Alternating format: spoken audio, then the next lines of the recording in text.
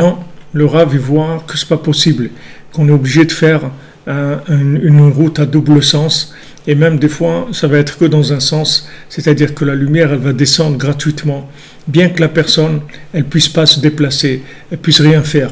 Comme c'est écrit que la shrina elle se trouve au, au chevet du malade. Quand quelqu'un, Chas Shalom, il est malade, il est au lit, il est alité, alors Hachem, il est avec lui, il est à son chevet tout le temps. Tout le temps. Il y a beaucoup de témoignages de gens qui étaient à Ouman et qui m'ont témoigné que quand ils étaient malades, mais vraiment des gens, Hachem Ishmor, très malades, hospitalisés et tout, ils ont vu Rabbeinu, Rabbeinu est venu dans leur chambre, il leur a parlé pour les renforcer. J'ai deux personnes qui m'ont témoigné ça, qu'ils ont vu Rabbeinu qui est venu, qui leur a parlé, qui les a encouragés, etc. Donc, Rabbi Nachman, c'est la Shrina, c'est la même chose. C'est Tzadikaya an Peshrinta, le Zohar dit, que c'est le visage de la Shrina, c'est l'apparence dans le monde de la Shrina, c'est le Tzadik. Donc, il se trouve au chevet de tous les malades. Donc sachez, tous ces gens qui sont malades, et j'en connais, ils savent très bien, on est en contact, et Bezrat Hashem, on prie ensemble, on fait tout ce qu'on peut pour obtenir la miséricorde, mais sachez que Rabbeinu est à côté de vous. Parce que quand maintenant, il y a une incapacité de l'individu de faire, pour monter, alors Hashem il descend vers lui. Le tzaddik il descend vers lui.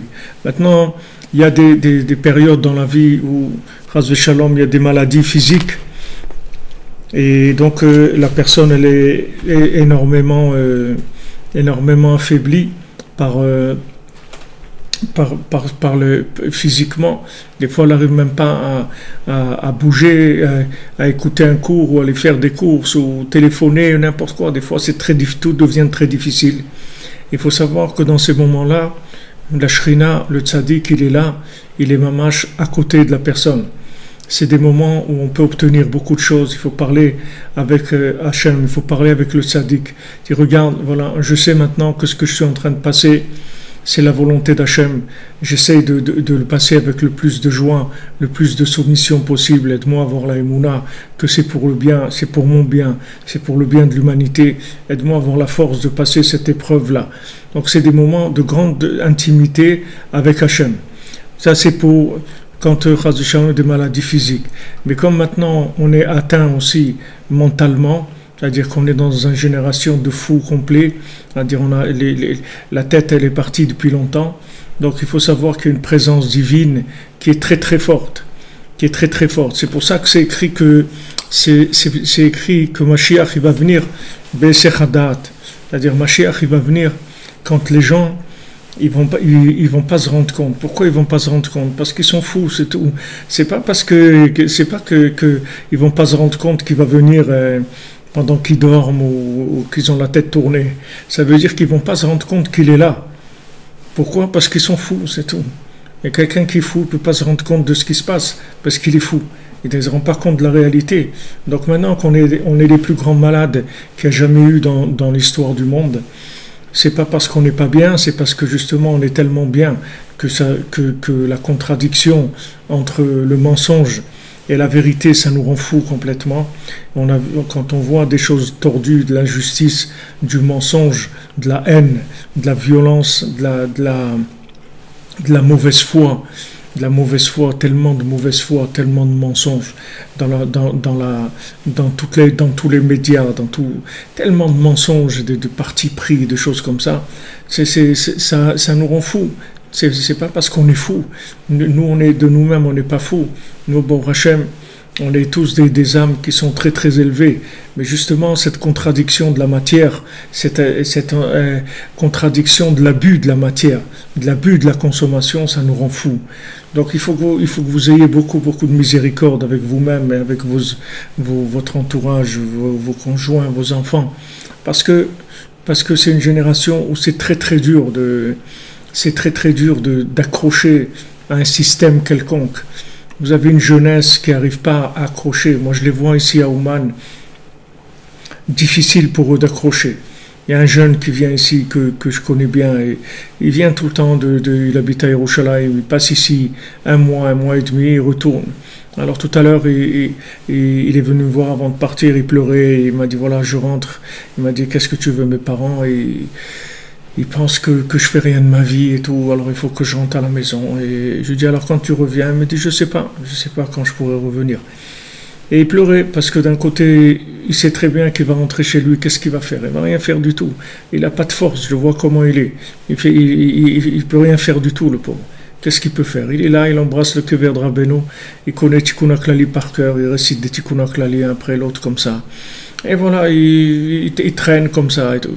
Mais ces âmes-là, c'est des âmes très très élevées, des âmes qui ressentent très très fort la vérité. Ils ressentent tellement la vérité qu'il n'y a aucun système qui peut les contenir, qui peut les satisfaire. Donc c'est ce qui s'appelle des fous, des malades, des fous. On est fous par rapport au système.